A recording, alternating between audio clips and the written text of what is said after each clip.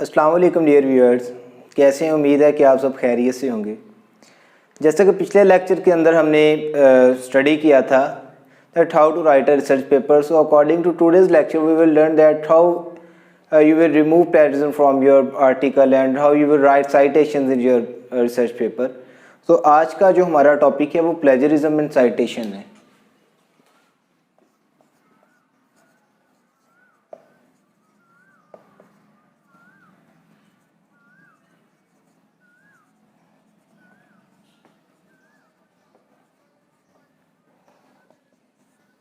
Plagiarism and citation.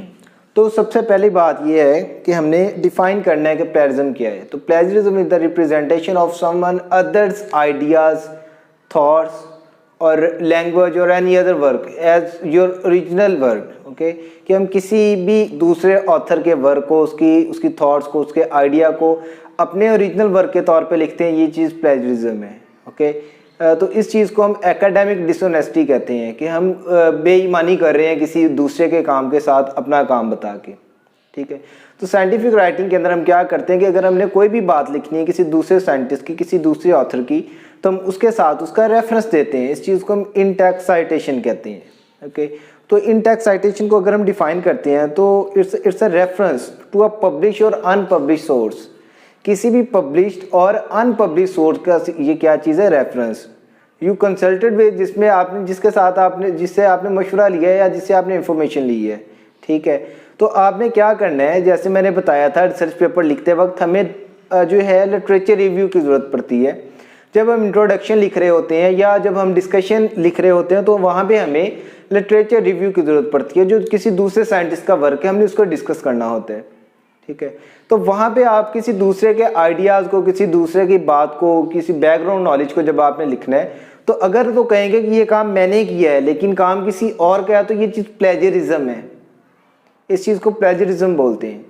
लेकिन अगर आप क्या करते हो, किसी दूसरे की बात आपने लिखनी है लेकिन साथ उसका रेफरेंस दे देते हो, उसकी साइटेशन बना देते हो, तो ये चीज़ क्या कहलाती है कि आपने उसकी साइटेशन दी है। ये प्लेजरिज्म के अंदर नहीं आएगी। ठीक है, कुछ रूल्स एंड रेगुलेशन है प्लेजरिज्म और साइटेशन की, उनको हम स्टडी करते हैं। सपोज दैट कि आपने क्या किया, अपना एक रिसर्च पेपर लिख रहे हैं। ठीक है, रिसर्च पेपर का क्या चीज़ है, आपने लिखना है इंट्रोडक्शन।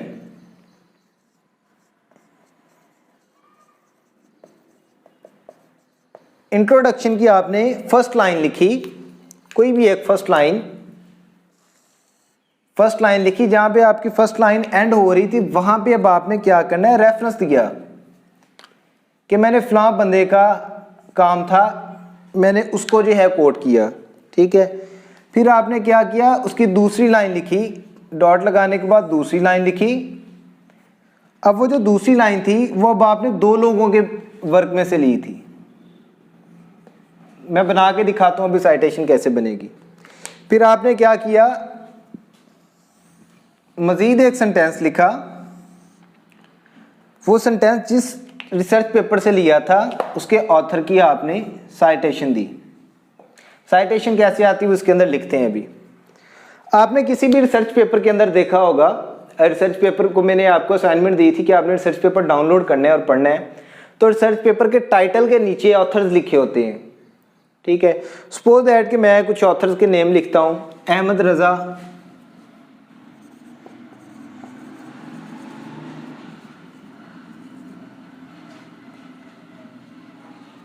अली अहमद,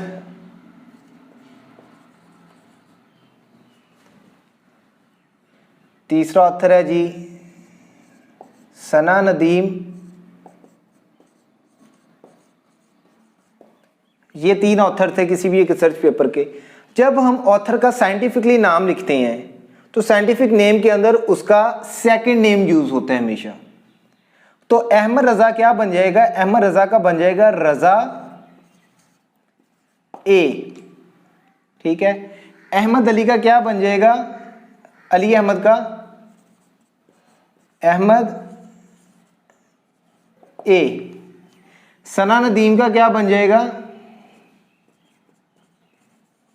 नदीम एस।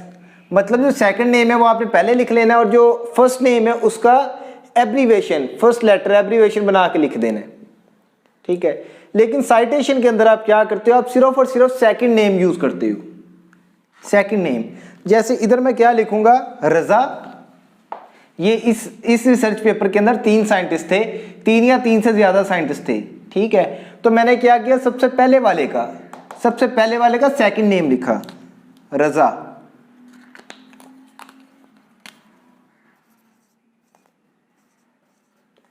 उसके बाद मैंने क्या करना है, रजा एट अल ETAL एट अल डॉट कोमा, उसके बाद उसका ईयर 2018 के अंदर उसका पेपर पब्लिश हुआ था, 2018, साइटेशन दे दी।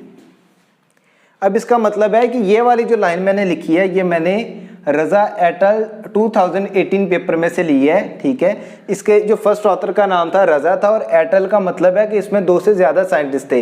एटल बाकी सबको रिप्रेजेंट कर रहा है जितने भी इसके अंदर फर्दर साइंटिस्ट हैं, ठीक है।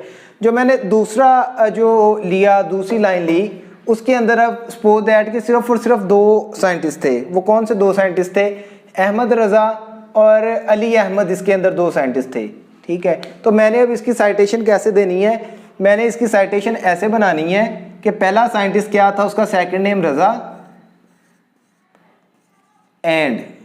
एंड अली अहमद का क्या साइंटिफिक नेम बना था, अहमद ए। तो इसका सेकंड नेम मैं सिर्फ लिखूंगा रजा एंड अहमद, कॉमा आएगा, सिर्फ कॉमा के बाद उसका 2019 का पेपर था, और एंड पे उसका डॉट आ गया। तीसरी बात थी कि मैंने एक तीसरे रिसर्च पेपर में से ये जो लाइन लिखी है, इसके अंदर सिर्फ और सिर्फ एक ही साइंटिस्ट थी, ये सना नदीम नाम की साइंटिस्ट का मैंने लाइन लिखी है। तो मैं इसकी साइटेशन कैसे बनाऊंगा, मैंने इसकी साइटेशन बनानी है, सना नदीम का साइंटिफिक नेम क्या बनेगा, नदीम एस, ठीक है। तो मैं सिर्फ नदीम लिखूंगा, NADEEM सिंपल कॉमा, और उसके बाद उसका 2017, ठीक है। अगर तो 2 से ज्यादा साइंटिस्ट हैं तो पहले साइंटिस्ट का सेकंड नेम एटल डॉट कॉमा और आगे ईयर। अगर सिर्फ और सिर्फ 2 साइंटिस्ट हैं तो आपने क्या करना है, पहले साइंटिस्ट का सेकंड नेम, दूसरे साइंटिस्ट का सेकंड नेम और कॉमा और ईयर। अगर एक ही साइंटिस्ट था तो उस साइंटिस्ट का आपने सेकंड नेम और आगे कॉमा डाल के उसका ईयर बना देना है, ठीक है। तो ये थी साइटेशन बनाने का तरीकाकार कि आप कोई भी लाइन लिखोगे, आपने अपना ओरिजिनल वर्क नहीं बताना, आपने बताना है कि ये जो बात मैं लिख रहा हूँ ये मैं फलां बंदे को फॉलो कर रहा हूँ, ठीक है। जैसे आप कहते हो जी, किसी भी एक इंसान को कोई भी बात सुनाते हो, उस बात में आप रेफरेंस देते हो, जी ये बात मैंने सुनी है, ये बात मैंने फलां चैनल 92 न्यूज़ या एयरवे न्यूज़ पे मैंने सुनी थी, ठीक है। मतलब आप उस चैनल का रेफरेंस दे रहे हो, बता रहे हो कि मैं अपने पास ही ये बात नहीं बना रहा, मैं फलां बंदे की बात आपको बता रहा हूँ। इसी तरह साइंटिफिक राइटिंग के अंदर अगर आप किसी का आइडिया, आप कहते हो कि ये मैंने की है, किसी के आइडिया की बात, किसी की थॉट की, किसी की भी किसी किस्म की कोई वर्डिंग आप यूज़ करते हो और ये कहते हो कि ये मेरा काम है, तो ये प्लेजरिज्म, ये डिसऑनेस्टी है साइंस में। और अगर आप प्लेजरिज्म करते हो तो साइंटिफिक जर्नल आपको बैन भी कर सकता है, आपकी पब्लिकेशंस बैन हो सकती हैं, ठीक। तो आपने कोई भी चीज़ लिखनी है तो आपने आगे उसका रेफरेंस लाजमी तौर पे देना है कि ये फलां साइंटिस्ट को मैं फॉलो कर रहा हूँ। 2 से ज़्यादा साइंटिस्ट है तो उसके लिए ये वाला रूल फॉलो करना था, 2 साइंटिस्ट थे तो ऐसे, 1 साइंटिस्ट तो ऐसे। इसके बाद एक रेफरेंस, ये इन टेक्स्ट साइटेशन है। इसके बाद एक और चीज़ आपने देखा होगा, किसी भी आर्टिकल के एंड पे रेफरेंसेस दिए होते हैं, ठीक। उस रेफरेंसेस के अंदर जो है इस स्टाइल के अंदर, मतलब पहली लाइन पूरी, और हैंगिंग स्टाइल इसे कहते हैं, या डिफरेंट स्टाइल्स हो सकते हैं रेफरेंस लिखने की। तो इस तरह जो है वो डिफरेंट रेफरेंसेस लिखे होते हैं। तो ये इंटेक्स्ट साइटेशन है, और इसी इंटेक्स्ट साइटेशन का एक पूरा रेफरेंस, बिब्लियोग्राफी बोलते हैं, वो आर्टिकल के एंड पे दिया जाता है, ठीक है। तो ये कैसे करना है, आपने रेफरेंस कहाँ से लेना है, कैसे बनाना है, तो इसके लिए डिफरेंट सॉफ्टवेयर यूज होते हैं, जिसमें एंड नोट और एंड नोट जो है वो एक बेहतरीन किस्म का सॉफ्टवेयर है जिसके अंदर यूज़ होता है। एक 2 और साइंटिस्ट थे, अभी मेरे माइंड के अंदर नहीं आ रहे, तो अगर आ जाते हैं तो मैं उसके नाम भी बता दूंगा। तो एंड नोट जो है आपको वो गूगल से मिल जाएगा, और इसको यूज़ करने का तरीका जो है वो मैं भी एक वीडियोस पे आगे जाके बनाऊंगा, लेकिन अगर आपको फौरी तौर पे चाहिए तो उस पर आप जो है यूट्यूब पे जाएं और उसका ट्यूटोरियल देख के उसको यूज़ कर सकते हैं। मेंडले दूसरा सॉफ्टवेयर में माइंड में आ गया, एंड नॉटर मेंडले जो है इसके अंदर जो है वो मेंडले का सॉफ्टवेयर भी आप यूज़ कर सकते हैं। अगर आपने ये रेफरेंस अपने हाथ से बनाने हैं, इन रेफरेंस के डिफरेंट स्टाइल्स हो सकते हैं, ठीक है, एपीए स्टाइल है, वैनकूवर स्टाइल है और इस तरह के डिफरेंट स्टाइल्स हैं, ठीक। तो आमतौर पे पाकिस्तान की यूनिवर्सिटीज़ जो हैं वो एपीए स्टाइल को फॉलो करती हैं। तो ये स्टाइल कैसे आपने देखने, आपने गूगल स्कॉलर पे कोई भी एक टॉपिक लिखा, जब आपने क्लिक किया तो वहाँ पर डिफरेंट, सपोज दैट ये गूगल स्कॉलर का पेज है, ठीक है, तो आपने वहाँ पर डिफरेंट जो है रिसर्च पेपर्स आपके पास आ गए, डिफरेंट वेबसाइट्स आ गई। अब आपने क्या करना है, वहाँ पर जो एक कोई भी एक टाइटल लिखा हुआ है, टाइटल के नीचे कुछ चीज़ें लिखी होती हैं, उसमें स्टार बना होता है, उसको मतलब फेवरेटिज्म में डालने के लिए, ठीक है। उसमें साइटेशंस लिखी होती हैं कि इस आर्टिकल की कितनी साइटेशंस हैं, इसके साथ कॉमास बने होते हैं 2, ठीक है। कोई भी आपने गूगल स्कॉलर पे कीवर्ड लिखा, उसको सर्च किया, डिफरेंट रिसर्च पेपर्स आ गए, हर एक रिसर्च पेपर के टाइटल के नीचे इस तरह की कुछ चीज़ें लिखी होंगी। अब आपने क्या करना है, ये जो डबल कॉमास हैं इसके ऊपर आपने क्लिक कर देना है, ठीक है। इसके ऊपर क्लिक कर देना है तो आपके सामने एक छोटा सा पेज ओपन होगा। इसी पेज के ऊपर एक छोटा सा पेज ओपन होगा जिसके अंदर डिफरेंट स्टाइल्स के अंदर रेफरेंसेस लिखे होंगे, ठीक है। उसमें एपीए स्टाइल, वैनकूवर स्टाइल, इस तरह डिफरेंट आपके पास जो है रेफरेंसेस लिखे होंगे, ठीक है। अब आपने क्या करना है, यहाँ से जिस स्टाइल का आपको रेफरेंस चाहिए, आपने उसको फर्ज करें एपीए स्टाइल चाहिए था, एपीए को सिलेक्ट करें, एपीए के ऊपर क्लिक करें, उसको कंट्रोल सी करें और लाके अपने आर्टिकल के एंड पे उसको पेस्ट कर लें, ठीक है। एपीए स्टाइल के अंदर या डिफरेंट स्टाइल्स के अंदर ये बिब्लियोग्राफी कैसे बनाते हैं, इसके ऊपर एक पूरा किस्म का जो है वो लेक्चर मैं रखूँगा, जिसमें आपको सारी की सारी चीज़ें सीखने को मिलेंगी कि इसके अंदर कैसे कैसे जो है हम रेफरेंस को बना सकते हैं। तो आज के लेक्चर के अंदर हमने सीखा कि कोई भी बात किसी भी एक साइंटिस्ट की अगर आपने कोट करनी है, उसको रिप्रेजेंट करना है अपने रिसर्च पेपर के अंदर, तो आप उस साइंटिस्ट का साइटेशन देते हो, उसका रेफरेंस देते हो, ठीक है। जितनी भी आप साइटेशंस दोगे अपने आर्टिकल के अंदर, सबका एंड पे बिब्लियोग्राफी रेफरेंस बनेगा। अगर आप ये वाली आप साइटेशन नहीं देते और कहते हो ये मेरा ओरिजिनल वर्क है, तो इस चीज़ को हम प्लेजरिज्म कहते हैं। प्लेजरिज्म ये है कि किसी और के आइडिया को, उसकी थॉट्स को, उसके वर्क को, उसके वर्ड्स को अपना ओरिजिनल वर्क बता के लिखना और उसको रेफरेंस ना देना, उसको क्रेडिट ना देना, ये चीज़ प्लेजरिज्म कहलाती है, ठीक है। उसके बाद प्लेजरिज्म के लिए डिफरेंट सॉफ्टवेयर जो है वो यूज़ होते हैं आमतौर पे ऑनलाइन। इसके लिए सॉफ्टवेयर मौजूद हैं। एक टीचर आपको एक असाइनमेंट देता है और वो टीचर कहता है कि बेटा आपने इसका प्लेजरिज्म रिमूव करके लाना है। आप क्या करते हो, पूरी रात लगा के उस आर्टिकल का प्लेजरिज्म रिमूव करते हो और सोते वक्त आप कहते हो अब मैं चेक भी कर लूँ कि इसका प्लेजरिज्म कितना है। तो आप ऑनलाइन एक टूल को यूज़ करते हो, चेक प्लेजरिज्म, उसमें अपना डाटा डालते हो और प्लेजरिज्म चेक कर लेते हो। आपका प्लेजरिज्म आ गया 20%, ठीक है। प्लेजरिज्म मतलब वो सिमिलैरिटी इंडेक्स होता है कि 20% आपका आर्टिकल किसी दूसरे आर्टिकल के साथ मैच हो रहा है, ठीक। कितने % वो किसी दूसरे आर्टिकल के साथ मैच होता है, ये चीज़ वो चेक करता है सॉफ्टवेयर। तो 20% आया। अगले दिन आपने वही असाइनमेंट ले गए टीचर के पास, टीचर ने अपना एक टर्निटिन का अकाउंट होता है, ठीक है, सॉफ्टवेयर है ऑनलाइन जिससे ये चेक कर सकते हैं। टीचर्स के पास इसका जो है वो HEC लाइसेंस देती है, इसका अकाउंट देती है। जब टीचर उसको चेक करता है तो वहाँ पे आपका प्लेजरिज्म 90% आ रहा है। अब आपने गलती क्या की थी, सारी रात आपने मेहनत की, मेहनत करने के बाद आपने उसका प्लेजरिज्म रिमूव किया, लेकिन जब आपने ऑनलाइन टूल में उसका प्लेजरिज्म चेक किया तो आपका सारे का सारा डाटा दोबारा ऑनलाइन हो गया, ठीक है। दोबारा ऑनलाइन होगा, जब टीचर चेक करेगा तो सारे का सारा डाटा आपके उस ऑनलाइन डाटा के साथ मैच करके आपका प्लेजरिज्म 90% हो जाएगा। तो कभी भी ये गलती ना करें, किसी भी गूगल पे किसी भी किस्म के ऑनलाइन टूल से कभी भी प्लेजरिज्म अपना चेक ना करें, ठीक है। प्लेजरिज्म मतलब सिमिलैरिटी इंडेक्स वो देखते हैं सॉफ्टवेयर्स के, ये कितने % किसी और आर्टिकल के साथ, किसी वेबसाइट के साथ, या कितने % ये डाटा किसी और के साथ मैच कर रहा है, ठीक है। तो प्लेजरिज्म रिमूव करने के लिए आप लोगों ने क्या करना है, आपने कोई भी चीज़ जब आप लिख रहे हैं, ये एक लाइन आपने उठाई, ठीक है, जिसमें आपने लिखा कि diabetes is a metabolic disorder, ठीक है। एक मेटाबॉलिक डिसऑर्डर है, या आगे 3-4 बातें और थी। तो आपने क्या करना है, इन सारी चीज़ों को अपने वर्ड्स के अंदर लिखें, अपनी ग्रामर यूज़ करें, अपना खुद सेंटेंस बनाएं। आपने कॉपी पेस्ट नहीं करना। जब आप कॉपी पेस्ट करेंगे आपका सॉफ्टवेयर इस चीज़ को सिमिलैरिटी इंडेक्स में डाल देगा कि ये जो चीज़ आपने लिखी है फलां रिसर्च पेपर के अंदर भी ऐसे ही लिखी हुई है, आपने उसका चोरी किया, आपने उसका उठाया है। ठीक है, तो आपने ऐसे करना है कि उसको अपने वर्ड्स के अंदर लिखना है। अपने वर्ड्स के अंदर लिखेंगे तो वो सॉफ्टवेयर उसका सिमिलैरिटी इंडेक्स नहीं फाइंड कर सकेगा।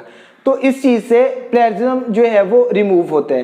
प्लेजरिज्म रिमूव करना एक अलग लेक्चर है, लेकिन थोड़ा सा ब्रीफ इंट्रोडक्शन इस पर मैं दे देता हूँ कि आपने क्या करना है, कोई भी चीज़ लिखनी है उसको अपने वर्ड्स के अंदर लिखिए, अपनी ग्रामर बनाएं, अपनी जो है वो फ्रेज के अंदर लिखें, उस डाटा को रीफ्रेज कर दें, उसके अंदर मुनासिब किस्म के जो है सिनोनिम्स यूज़ कर लें।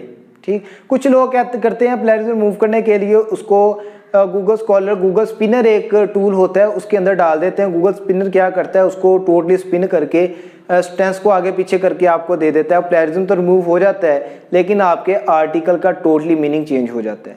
और ये एक 2 नंबर तरीका है। अगर आप एक अच्छे साइंटिस्ट, अच्छे रिसर्चर हैं तो ये आपकी कह लें कि रिस्पॉन्सिबिलिटी है कि आप अपने काम को अपने हाथ से करें। कभी भी जब आप किसी भी दूसरे टूल के ऊपर डिपेंड करेंगे तो आपका काम खराब होगा, ये डिसऑनेस्टी होगी। आप अच्छे साइंटिस्ट नहीं हैं, आप अच्छे रिसर्चर नहीं हैं। ओके, तो कोई भी चीज़ आपने लिखनी है उसकी साइटेशन देनी है, उसका रेफरेंस देना है, उसको अपने वर्ड्स के अंदर लिखना है। साइटेशन का तरीकाकार मैंने बताया, रेफरेंस आपने कैसे लेना है गूगल स्कॉलर से वो तरीकाकार मैंने आपको बता दिया। तो अगले जो लेक्चर के अंदर हम ये चीज़ डिस्कस करेंगे कि कोई भी एक रिसर्च पेपर, रिसर्च रिपोर्ट और रिव्यू आर्टिकल के अंदर क्या डिफरेंस होता है। उसके बाद फिर हम जाएंगे कि आपने कोई भी एक रिसर्च पेपर लिख लिया है, लिखने के बाद आपने उसको पब्लिश करना है। पब्लिश करने के लिए आप जर्नल कैसे फाइंड करेंगे, जर्नल को ईमेल कैसे करेंगे, और पब्लिकेशन का सारा प्रोसेस। ठीक, तो आज की आपकी असाइनमेंट ये है कि आपने जो भी अपनी प्रॉब्लम फाइंड की थी, एक टॉपिक लिया था, उस टॉपिक पे आपने क्या करना है, गूगल स्कॉलर पे जाके 5 रिसर्च पेपर्स डाउनलोड करने हैं। 5 रिसर्च पेपर्स में से फिर आपने डाटा फाइंड करना है। ठीक है, कोई भी एक रिसर्च पेपर पढ़ेंगे आपको पता चल जाएगा कि उसके इंट्रोडक्शन के अंदर डिफरेंट साइटेशंस दी हुई हैं, उसने कैसे दी हैं, उसने कैसे एक पैराग्राफ बनाया, उस पैराग्राफ को उसने किस किस रिसर्च पेपर से लिया। उसी तरह आपने एक पैराग्राफ बनाना है डिफरेंट रिसर्च पेपर्स को लेके। कोई बात कहीं से उठानी, कोई कहीं से, कोई कहीं से। ठीक है, लेकिन एक जामे किस्म का, एक अच्छा किस्म का जो है, जो पढ़ने में अच्छा लगे, पूरा मीनिंग दे। आपने 1, 2 या 3 पैराग्राफ लिखने अपनी उस प्रॉब्लम के ऊपर जो आपने टॉपिक चूज़ किया था, और उसमें प्रॉपर तरीके से आपने साइटेशंस भी देनी है। ठीक, साइटेशंस आपने देनी है। साइटेशंस देने के बाद आपने इसी तरह जिस आर्टिकल का आपने लिया था, रेफरेंस लिया था, उसका पूरे का पूरा जो कह लें कि टाइटल है उसको गूगल स्कॉलर पे दें, वो सामने आ जाएगा। डबल कॉमास पे जो है आप क्लिक करें, APA स्टाइल को फॉलो करें और पेस्ट कर दें एंड पे, जैसे किसी भी रिसर्च पेपर के एंड पे रेफरेंसेस दिए होते हैं। आप स्ट्रक्चर देख लेना है। और अगर आप इस असाइनमेंट को आप चेक करवाना चाहते हैं कि मैंने ये काम सही किया या नहीं किया, तो डिस्क्रिप्शन में मेरा ईमेल एड्रेस है, आप मुझे मेल करके किसी भी वक्त जो है कह सकते हैं कि मेरा ये डॉक्यूमेंट चेक कर लें, आया कि मैंने इसके अंदर कोई गलती की है या मैंने ये सही लिखा है। तो इसमें जो भी कोई गाइडलाइंस होगी मैं आपको प्रॉपर तरीके से कोऑपरेट करूँगा। जो भी आपके इसके अंदर मिस्टेक्स होगी या इसके अंदर जो भी बेटरमेंट आनी होगी मैं आपको इसके अंदर ज़रूर बताऊँगा। तो प्लेजरिज्म की में आपने सीखा कि किसी की भी बात हमने खुद अपनी बना के नहीं लिखनी, उसका रेफरेंस देना है, और वो रेफरेंस कैसे देना उसका तरीकाकार हमने आज सारे का सारा पढ़ा। तो ये असाइनमेंट को लाजमी तौर पे किया करें, क्योंकि जितनी आप प्रैक्टिस करते हैं साइंटिफिक जो है वो राइटिंग के अंदर, रिसर्च राइटिंग के अंदर, उतना आपका हाथ सीधा होगा, उतना आपको प्लेजरिज्म रिमूव करना आएगा, उतनी आपको आदत बनेगी कि आप अपने हाथ से काम करें। क्योंकि डिग्री के एंड पे जाके आपने जो है वो अपने थीसिस लिखने हैं, आपने अपने साइनॉप्सिस बनाने हैं, आपने अपनी रिसर्च रिपोर्ट्स बनानी है। अगर आप एक अच्छे रिसर्चर या साइंटिस्ट बनते हैं, कल को आपने अपनी पब्लिकेशंस करनी है। तो सारी की सारी चीज़ें, अगर आप फील्ड के अंदर काम करना चाहते हैं, सारी की सारी चीज़ों की प्रैक्टिस करें, इनको सीखें। ठीक है, तो अभी तक अगर आपने इस चैनल को सब्सक्राइब नहीं किया तो चैनल को लाजमी तौर पे सब्सक्राइब करें, ताकि आपको ये सारी की सारी वीडियोस आइंदा भी मिलती रहें। अपना ख्याल रखिएगा। अल्लाह हाफिज़।